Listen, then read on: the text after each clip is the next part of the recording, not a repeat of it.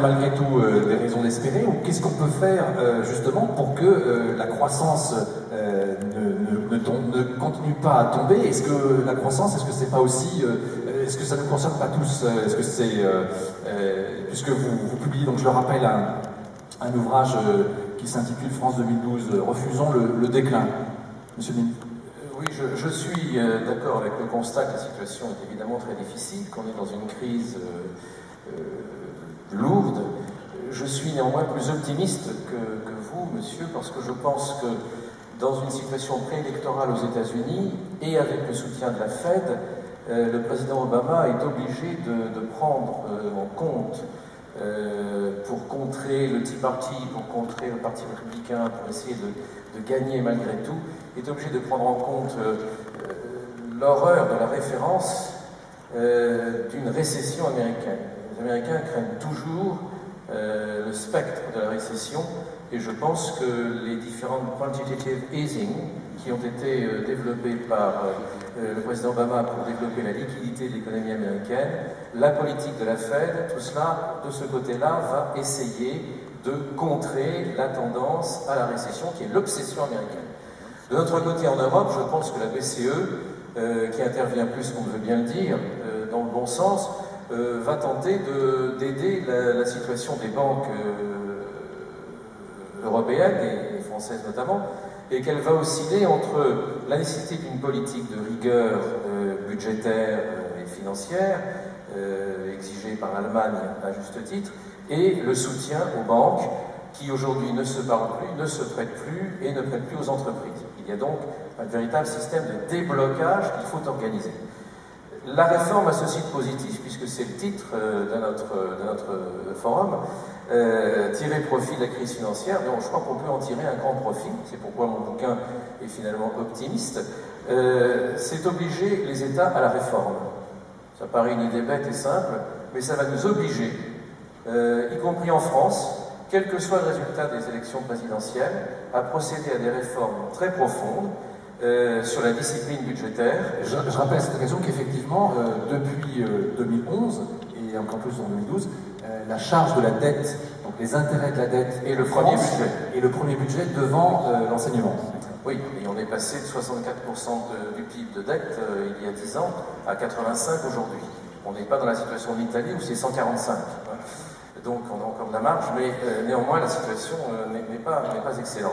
Et je pense que donc on va être obligé à des réformes, à se parler vrai, et les prochaines occasions électorales en seront un moment fort, et à se parler vrai sur la situation du système bancaire. On ne va pas rester les deux mains dans les poches devant les CDS bancaires français, qui ne sont pas excellents, et sur le rôle central dans le système des gouvernements vis-à-vis du système bancaire. Alors, pourquoi suis-je optimiste? C'est que pour la première fois dans l'histoire des 30 dernières années, on va s'apercevoir de l'erreur centrale du mode de croissance français, fondé chez nous essentiellement sur la consommation et secondairement sur l'investissement, fondé en Allemagne essentiellement sur l'investissement et secondairement sur la consommation. Il faut, quelle que soit la situation politique et quel que soit le candidat qui l'emportera, il faut absolument placer l'investissement en tête de nos préoccupations. Parce que le seul sujet aujourd'hui en France, c'est le sujet de la croissance. Et là, je rejoins l'orateur précédent, en étant toutefois moins pessimiste que lui, car je pense que la croissance ne sera pas à 0, mais plutôt autour de 1%, ce qui n'est pas brillant. Et on peut se trouver en Europe dans une situation longue à la japonaise où on a un taux de croissance médiocre et très insuffisant par rapport à ce qu'on a connu autrefois. Toutefois, je ne pense pas qu'on soit entré en récession. Je pense que l'impératif de croissance est le vrai sujet et que pour cela, il faut renverser, si je puis dire en tant que juriste, la charge de la preuve, c'est-à-dire qu'il faut renverser la priorité de nos deux jambes dans la croissance. D'abord, la croissance de l'investissement par la recherche-développement, par une attention soutenue aux PME, PMI, par un soutien aux entreprises intermédiaires, nombreuses en Allemagne, absentes en France, c'est-à-dire des entreprises de taille moyenne-grande, par le soutien évident à l'exportation, ça a des conséquences fiscales en France, et par la possibilité de faire comprendre aux Français, parce qu'il faudra le dire, qu'il y a un effort et que cet effort à accomplir concerne les 2 ou 3 prochaines années pour redresser la situation et faire de notre pays à nouveau un pays qui compte dans le concert industriel et économique mondial. Monsieur le ministre, merci. Alors, et donc autrement dit, l'Allemagne reste un bon modèle, si je comprends bien, dans les quelques indicateurs que vous avez signalés, aujourd'hui, notamment pour l'investissement. Le couple franco-allemand fonctionne bien, si j'en crois ce qui ressort des relations internationales. L'Allemagne est leader, c'est incontestable. Un exemple, en Allemagne, dans l'industrie automobile, à cette heure-ci, on embauche. En France, on se demande quels établissements industriels on va supprimer. L'industrie automobile fait de la marge sur les automobiles vendues. La France fait des marges très réduites. Il y a donc une situation où, par l'innovation, nos voisins d'outre-Rhin ont réussi à dominer une situation de marché mondial difficile. Pourquoi nous ne réussirions pas dans les 5, 6 ou 7 secteurs dans lesquels nous sommes encore leaders dans le monde? Donc il n'y a aucune raison de désespérer ni de l'industrie ni de l'économie française, mais il faut en prendre les moyens, et il faut surtout que les Français soient fiers de leur industrie, soient fiers de leur économie, et acceptent, encore une fois, l'effort, quelle que soit la situation politique, l'effort qu'il faut leur dire, car on ne rétablira pas l'ordre dans les finances publiques sans qu'on ait dit aux Français la vérité. Ça, je suis clair. Merci. Alors, vous insufflez effectivement un petit regain d'optimisme. Est-ce que c'est un optimisme, Marc Fiorentino, que vous pouvez partager, ou est-ce que vous pensez que le paysage est quand même beaucoup plus sombre que ça? J'entends ce que dit Monsieur le Ministre, et je trouve ça d'ailleurs très rafraîchissant. Enfin, il y a une connotation forte et une vision d'avenir. Malheureusement, peut-être c'est mon travers de marché, je vis avec la réalité quotidienne, alors irrationnelle des marchés, mais qui finalement mène un peu le monde. Alors c'est malheureux, mais c'est comme ça pour l'instant. Et j'ai une vision qui est effectivement peut-être aussi optimiste sur un avenir un peu lointain, mais qui est relativement pessimiste sur un avenir très court. Je pense que, pour reprendre le constat d'Emmanuel, que je partage complètement, le constat sur l'économie mondiale, je pense simplement, pour refaire, et il ne s'agit pas de refaire l'histoire, et j'étais d'ailleurs agréablement surpris en vous entendant dire la crise qui a commencé en 2007, et c'est vraiment ça, c'est-à-dire qu'il faut bien comprendre, ce que j'entends parler de la crise de la dette souveraine, de la crise de cet été, de la crise grecque, en fait tout ça c'est la même crise, donc c'est une onde de choc qui se propage, qui a commencé effectivement en 2007 avec la première crise sur les subprimes, on ne va pas refaire l'histoire, on n'est pas là pour ça, qui a continué avec Lehman et ainsi de suite. Et moi j'ai eu un grand espoir en 2008, malheureusement quand Lehman est tombé, je me suis dit, un peu ce que j'ai entendu quand vous me parliez, Monsieur le Ministre, je me suis dit, j'ai entendu des politiques à la télévision, j'ai fait des débats où on m'a annoncé plus rien ne sera comme avant. J'ai souvenir du discours de Nicolas Sarkozy au G20, j'ai souvenir des discours de Barack Obama dès qu'il a été investi. Et le mot d'ordre, c'était plus jamais ça. C'était plus jamais de spéculation, plus jamais de bonus, plus jamais de trading, plus jamais de dérapage, et surtout plus jamais de banques sans contrôle. Je remarque que 3 ans après, rien n'a changé. Donc moi je veux bien avoir un espoir pour l'avenir. Je remarque que le courage politique que vous appelez de vos voeux, et j'espère que vous serez entendu, a complètement manqué. Je remarque que Barack Obama devait mettre Wall Street à genoux, Wall Street l'a mis à genoux. Je remarque que Paris devait contrôler les banques, on a prêté de l'argent aux banques, cet argent n'est jamais revenu dans l'économie réelle, il est passé sur les marchés émergents, en spéculation. Donc aujourd'hui, si on se retrouve avec cette crise, on a eu une formidable chance en 2008, une formidable chance, un peu ce qu'on peut vivre à l'échelle personnelle quand on a une sorte d'accident. On a parlé de crise cardiaque de l'économie mondiale en 2008, et quand on a une crise cardiaque et qu'on s'en sort, et bien on fait des efforts, on fait du sport, on fume moins et on réduit son alimentation. Là, nous, on a fait juste le contraire. Donc on a eu une chance extraordinaire, on a eu cette crise de 2008, et là, je dirais que j'oserais dire, par rapport au titre « Comment tirer profit de la crise », que la chance frappe à notre porte paradoxalement une deuxième fois. C'est-à-dire qu'on a une deuxième crise cardiaque. Cette crise cardiaque, elle n'est pas mortelle, mais elle peut l'être. On n'aura pas 3 ans comme en 2008. On a 6 mois, on a 9 mois, on a 1 an, voire moins. C'est pour ça qu'il est très important. Et on sent l'enjeu. Et je voudrais revenir sur le rôle des marchés financiers qui a été très décrié, et c'est normal depuis quelques mois, sans la pression des marchés financiers. Et je suis assez d'accord avec toutes les critiques qui sont faites sur la spéculation, les hedge funds, enfin toutes ces choses-là. Mais sans les marchés financiers, est-ce qu'on aurait aujourd'hui toute la pression qu'on sent sur les États pour essayer de parvenir à une solution, une vraie solution? C'est-à-dire qu'on sent par exemple pour le prochain sommet européen du 23 octobre, qui ne vont pas s'en tirer avec une photo de famille et un communiqué de rafistolage. C'est-à-dire que si le 23 octobre, ils ne viennent pas avec une solution qui est une solution massive, brutale, une solution, monsieur le ministre, vous l'avez dit, de vérité, c'est-à-dire où on arrête de jouer comme l'ont fait certaines banques, je ne sais pas si c'est pas désagréable, mais comme l'ont fait certaines banques, de jouer avec des 21% de décote sur la dette grecque, alors qu'elle cotait déjà moins de 50% sur le marché. On arrête de jouer avec des stress tests qui se ressemblent à l'école des fans de Jacques Martin, puisque Dexia a passé le stress test en juillet et est tombé en faillite quelques semaines après. Donc je pense qu'à un moment, il faut arrêter de jouer avec le feu. Il faut avoir un discours de vérité. Un discours de vérité sur la crise. La crise, c'est dire la vérité, c'est dire la dette grecque ne vaut que 50% et même 50% n'est pas sûr qu'ils pourront rembourser. La dette italienne, c'est 80% et à ce niveau de dette, ils ne peuvent pas générer de croissance. Et nous, on est à peu près dans la même seringue aujourd'hui que les Italiens avec un petit décalage qui n'est pas énorme. On est le passager clandestin de l'Allemagne pour l'instant, donc on profite d'un statut privilégié. Et si le marché se réveille, on peut avoir une mauvaise surprise. Je rappelle que vous me donniez un chiffre qui est très important. Le service de la dette aujourd'hui représente le premier poste, mais j'ai envie de dire quelque chose.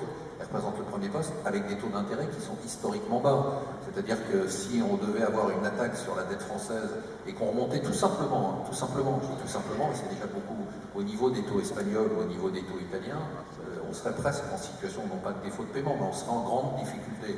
Donc aujourd'hui, je pense qu'il y a 2 discours à avoir qui sont essentiels. Si on veut tirer, comme on le dit, profit de la crise, c'est de reconnaître l'ampleur de la crise, mais pas pour faire du pessimisme et s'enfermer dans une sorte de cercle vicieux, mais simplement pour sortir de ce mensonge dans lequel nous ont maintenus et les politiques et les banques depuis la crise de 2008, les banques qui continuent à venir sur le devant de la scène pour nous dire qu'elles n'ont pas besoin d'argent, le gouvernement qui les soutient, alors que finalement l'Allemagne dit qu'il faut arrêter de jouer maintenant, il faut une recapitalisation des banques, et c'est comme ça et pas autrement, et ça sera comme ça et pas autrement, et puis on s'aperçoit finalement que toutes les banques ont besoin d'argent. Donc je dirais qu'aujourd'hui, il y a un discours de vérité, il y a 2 discours de vérité, il y a un discours de vérité qui consiste à dire, voilà ce qui se passe. La réalité, elle est aussi brutale que ce qu'Emmanuel a expliqué, et dans les 2 ans qui viennent, elle n'a aucune chance de s'améliorer, il faut le dire. Derrière, il faut qu'un pays vive en fonction de ses moyens.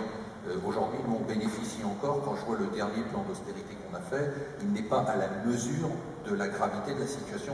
Pourquoi? Parce que pour l'instant, on a notre triple A, on a des taux qui sont pas très loin des taux des Allemands, et on bénéficie d'une solution privilégiée. On n'a pas pris l'ampleur de la crise. Et ensuite, je suis tout à fait d'accord avec ce qui a été dit, c'est-à-dire qu'il faut avoir une vision. C'est-à-dire que faire de l'austérité pour l'austérité sans vision pour la croissance, si on n'a pas de modèle de croissance, réduire les dépenses, on peut toujours réduire les dépenses, mais si on n'a pas de revenus, il faudra toujours continuer à réduire les dépenses jusqu'à en mourir. Donc on voit bien que les plans d'austérité qui ne sont pas appuyés sur des modèles de croissance sont des plans d'austérité qui échouent. Et je crois qu'effectivement, pour moi, le modèle, alors l'Allemagne a ses défauts, mais l'Allemagne est un extraordinaire exemple à nos frontières d'un modèle qui fonctionne en temps de crise. Aujourd'hui, on a quand même, j'écoutais ce qui était dit sur les entreprises de taille moyenne en Allemagne, il y a eu une étude qui est sortie ce matin qui a dit que non seulement elles avaient continué à investir pendant cette période, mais elles prévoient là, à l'heure où on parle, de continuer à investir pour les années qui viennent. Ce Mittelstand, ces grosses PME qui font la force de l'Allemagne, ces grosses PME qu'on a ignorées en France depuis longtemps. Je prendrai juste un exemple précis. En 2008, je vous rappelle qu'on a aidé les banques, on a aidé les gros constructeurs automobiles avec des primes à la casse. on n'a pas aidé les PME. C'est-à-dire qu'on n'a toujours pas compris Alors, d'où venait l'emploi. Il y avait quand même un dispositif, malgré tout, qui visait à aider les PME pour compléter le paysage. Et c'est vrai que c'est par un canal peut-être moins habituel, mais il y avait aussi, disons, des dispositifs qui aidaient l'investissement dans les PME, notamment suite à la loi TEPA. Il y a eu des incitations fiscales. Je voudrais juste, pour détendre un peu l'atmosphère, si vous avez le temps, amusez-vous à revenir 1 an et demi en arrière et faites le total de tout ce qui a été annoncé comme un plan PME. C'est-à-dire, il y a eu une fois on dit à 20 milliards, et puis 3 jours après, il y a 18 milliards. Et puis si vous faites le total, vous arrivez à peu près à 140 milliards. Mais en fait, c'est du repackaging des 10 mêmes milliards qui ont tourné à peu près 10 ou 15 fois. Donc la réalité, c'est qu'aujourd'hui, si vous parlez des patrons de PME, il n'y a pas d'argent. Et comme a dit Emmanuel, les banques ne leur prêtent pas d'argent. Alors, effectivement, c'est un équilibre délicat à trouver, maintenant, comme vous le disiez, avec un calendrier qui est dans l'urgence. Alors, malgré tout, on est au forum de l'investissement, et si on a rappelé effectivement les points clés de l'environnement qui est le nôtre actuellement, alors, malgré tout, est-ce que dans cet environnement, comme le disait M. Piret, est-ce qu'il n'y a pas effectivement aussi des opportunités ou des situations qui peuvent permettre d'investir. Olivier Legrand, donc présidé aux destinées de Corentin Consos, et donc filiale du groupe BNP Paribas. Qu'est-ce que, malgré tout, un investisseur aujourd'hui, dans ce contexte qu'on a abondamment décrit, peut faire? Est-ce que c'est effectivement aussi peut-être une source d'opportunité? Est-ce qu'il reste dans l'univers de l'investissement des pistes à exploiter? Sans doute. Un investisseur heureux, il n'est pas forcément optimiste, mais heureux, en hébreu, je pense que ça veut dire debout et en marche. Donc, levons-nous et marchons, investissons. Je crois que la consommation, je suis d'accord avec vous, M. le ministre, n'est pas la solution. Alors, cette crise, je crois qu'elle a d'abord eu le mérite de nous apprendre que tous les produits financiers n'étaient pas des produits de marché. Nous savons depuis 2007 qu'un produit de marché, c'est un produit qui est liquide, qui est transparent, qui est permanent. Investissons sur des produits qui ont ces caractéristiques et que nous comprenons. Déjà, ça ira un peu mieux. Il faut comprendre que la régulation cherche aujourd'hui à sauver la mondialisation dans le domaine des investissements. Donc, il faut laisser tomber tous les produits que nous ne comprenons pas et qui n'ont pas ces caractéristiques de produits de marché. Deuxièmement, il est vrai que, comme l'a dit Maria Fiorentino, cette crise est en partie liée, en grande partie, pour beaucoup de pays en Occident, pas pour tous d'ailleurs, donc au fait que ces pays vivent au-dessus de leurs moyens. C'est-à-dire qu'ils maintiennent artificiellement leur pouvoir d'achat en empruntant. Donc, vous, nous qui avons tous sans doute de l'assurance vie et des fonds en euros dans l'assurance vie, eh bien répartissons nos investissements. Assurons-nous que les fonds en euros dans lesquels nous investissons ne soient pas majoritairement investis sur des emprunts d'État, mais qu'il y ait aussi des emprunts d'entreprises européennes, de pays émergents qui y figurent. Donc, de ce point de vue-là, je vous invite aussi à demander à vos assureurs quelle est la composition des fonds qu'ils gèrent pour vous. Du côté des obligations, on peut aussi s'intéresser aujourd'hui aux obligations allemandes, non seulement françaises mais allemandes. Certes, ça rapporte moins, mais la sécurité est encore plus forte. Sur les actions. Le marché des actions, il a repris 17% depuis son plus bas en septembre 2011. Donc, c'est peut-être pas le moment de se précipiter sur les actions, mais peut-être d'avoir en tête que ce repli, donc on peut à nouveau s'intéresser aux actions. Je pense plus aux États-Unis aujourd'hui qu'en Europe. En Europe, vous pouvez vous intéresser à des actions qui distribuent des dividendes. Globalement déjà, la moyenne de distribution de dividendes des actions en Europe, c'est de 4,4% aujourd'hui.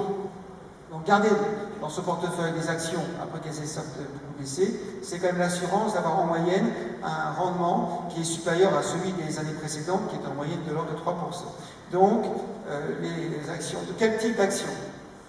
Eh bien, outre les actions qui distribuent des dividendes élevés, il me semble qu'on peut s'intéresser aussi à des actions qui correspondent à des secteurs qui sont porteurs. Je pense que la croissance de l'avenir, lorsqu'elle reprendra, on peut exclure une récession en Europe dans les 2 ans qui viennent, mais lorsqu'elle reprendra, elle sera beaucoup plus verte. Et de ce point de vue-là, il faut qu'on ait en tête qu'aujourd'hui, il y a une seconde crise dont on ne parle pas beaucoup, parce que ce n'est pas la crise financière que nous voyons partout qui nous y fait penser, mais il y a une crise vraiment nouvelle. Pour la première fois, lorsqu'on regarde ce qui s'est passé aux États-Unis en début d'année, on a vu que la croissance mondiale aux États-Unis a conduit à une hausse des prix des matières premières, énergétiques notamment, qui a ralenti la croissance aux États-Unis. Pour la première fois, nous voyons des pays occidentaux qui, parce qu'ils gaspillent des ressources naturelles, notamment énergétiques, dès que la croissance mondiale reprend, butent sur cette contrainte. Pour la première fois, l'économie, qui est la gestion efficace de la maison, en grec, eh bien, bute sur l'écologie, qui est la gestion durable de la maison. Et donc, il faut que nous l'ayons en tête et donc nous puissions aussi nous investir dans des secteurs qui vont nous aider à dépasser ces contraintes. Voilà. Donc ça, on peut le faire par des actions directes. C'est quand même très intéressant, les actions directes, puisque c'est le monde de la transparence. Madoff, c'est une affaire de gestion collective. Les 6 câbles académiques qui ont été bloqués, avec du subprime, c'est de la gestion collective. Donc il faut plus de transparence dans la gestion collective et reconnaître les vertus des investissements en direct. Alors, en effet, malgré tout, dans les quelques pistes que vous tracez, notamment pour les obligations, là, on sera sans doute, pour des particuliers, obligés peut-être de recourir à de la gestion collective, parce que c'est plus difficile pour un particulier d'avoir accès à des gestions allemandes indirectes ou de passer par des fonds. Mais on garde effectivement à l'esprit les différentes pistes que vous évoquez. Alors, du coup, j'ai envie de me retourner vers Emmanuel Le Chypre pour lui demander justement si, dans son analyse, il n'y a pas soit des thématiques, soit des secteurs qui peuvent se dégager, je dirais, au-delà de l'analyse macroéconomique, sur des pistes d'investissement. Est-ce que dans le constat que vous faites, est-ce que ça exclut, je dirais, des secteurs, des types d'investissement, ou est-ce que c'est quelque chose qui reste... Je pense notamment, bon, on parle souvent effectivement des valeurs financières, puisque notamment sur des actions en direct, ces derniers mois, le marché était fait par les valeurs bancaires. Donc il y a des jours où tout le monde saurait espérer les valeurs bancaires augmentent, et puis inversement, c'est les bancaires qui se dégradent et qui entraînent avec elles les indices, puisqu'elles ont représentent une composante importante de la plupart des indices actions dans le monde. Est-ce que le paysage, le constat macroéconomique fait que par exemple, s'il n'y a plus de croissance, ça veut dire qu'il faut éviter les cycliques en bourse, est-ce que... Oui, je crois que vous parliez des bancaires. Alors, ce qui était intéressant sur les bancaires, c'est que on avait l'impression qu'ils n'étaient jamais à leur bon prix. C'est-à-dire que soit un jour on nous disait, finalement, il n'y a absolument pas besoin de recapitalisation, et donc à ce moment-là, ça veut dire que les cours de bourse étaient totalement bradés. Ou alors on nous disait, était au bord de la faillite, et à ce moment-là, les cours de bourse étaient beaucoup trop élevés. Donc sur les bancaires, c'est très compliqué aujourd'hui, puisqu'on dépend quand même considérablement de ce qui va se passer en matière de recapitalisation. En gros, comment va se faire cette recapitalisation, parce qu'elle apparaît aujourd'hui inéluctable. Clairement, si elle se fait sur un mode que je qualifierais de scandinave, c'est-à-dire si elle se fait comme elle s'est faite au début des années 90 en Suède, en Finlande, etc., c'est clair que c'est l'actionnaire dans un premier temps qui est spolié. Donc voilà, quand même, les banques, c'est un terrain aujourd'hui à investir avec beaucoup de prudence. Pour le reste, le panorama conjoncturel tel qu'on le trace aujourd'hui, effectivement, laisse par exemple peu de place, sans doute, pour les valeurs tournées vers la consommation, vers les valeurs tournées vers les services type loisirs, par exemple. Effectivement, c'est toujours les premières dépenses que les ménages sont plutôt enclins à diminuer. Après, il y a alors effectivement, en termes de secteurs, donc les secteurs pas trop cycliques, type pharmacie, etc., sont plutôt peut-être des bonnes pistes. Après, en termes de pays, c'est vrai qu'il y a des pays qui s'en tirent mieux. Il y a des monnaies aussi qui s'en tirent mieux que d'autres. Je crois qu'il y a des monnaies aujourd'hui qui sont assez intéressantes à tester. Je pense que par exemple le dollar canadien ou certaines monnaies d'Europe du Nord sont peut-être pas des mauvaises pistes. Éviter le dollar, éviter l'euro, le franc suisse, le yen, qui sont eux pour le coup, franc suisse et yen aujourd'hui trop chers. Mais pourquoi pas aller voir du côté des monnaies d'Europe du Nord. Et puis après, en termes de pays émergents, effectivement, je crois qu'il y a pas mal de choses à faire autour de l'Europe du Nord. Les entreprises, par exemple, qui sont assez présentes dans ces pays-là. Je pense qu'il y a aussi des entreprises allemandes qui marchent très bien. Je crois que le moteur qui va tourner quand même et qui va nous éviter, si on fait un peu le rapport de force entre les tendances dépressives et les tendances plutôt de croissance, c'est vrai que quand même cette bonne situation financière fondamentale des grandes entreprises, je dis bien des grandes entreprises, est quelque chose qu'il faut avoir en tête. Elles n'ont quand même jamais eu autant d'argent. Donc il y aura des perspectives d'investissement de la part de ces entreprises qui vont être intéressantes. C'est quelque chose qu'il faut quand même avoir en tête parce que ça nous sauve effectivement du scénario de récession. Alors, j'ai pas voulu insister tout à l'heure en vous disant que le scénario de croissance à 0%, parce qu'il faut quand même dire la vérité et avoir un ordre de grandeur en tête. Le scénario à 0%, c'est le scénario si aucune catastrophe ne se produit aujourd'hui sur les marchés financiers. Parce que là, si on tombe dans un scénario du type défaillance non organisée de la Grèce, parce que la séquence qu'on est en train d'organiser, si elle se passe bien, c'est effectivement recapitalisation des banques, faillite, enfin défaillance organisée de la Grèce. Ça, c'est ce qui nous attend si tout va bien. Voilà. En revanche, si ça va pas bien, là, effectivement, c'est le scénario post-Lehman qui nous attend avec une baisse de l'activité de 3 à 5%, un chômage qui remonte à 10-12% et des déficits publics à 10%. Ça, c'est... Alors, sur cette séquence, justement, et sur justement le rôle que jouent les banques dans l'histoire, Monsieur Piré, est-ce que vous pensez que finalement, on a quand même des raisons optimistes, est-ce qu'on va finir par y arriver? C'est-à-dire qu'on est dans un feuilleton, jour après jour, on repousse à chaque fois les échéances, mais est-ce que vous pensez, avec l'optimisme dont vous nous avez fait part, que effectivement dans les semaines, peut-être dans les 2 mois qui viennent, on devrait trouver un calendrier un peu de sortie de crise sur l'histoire de la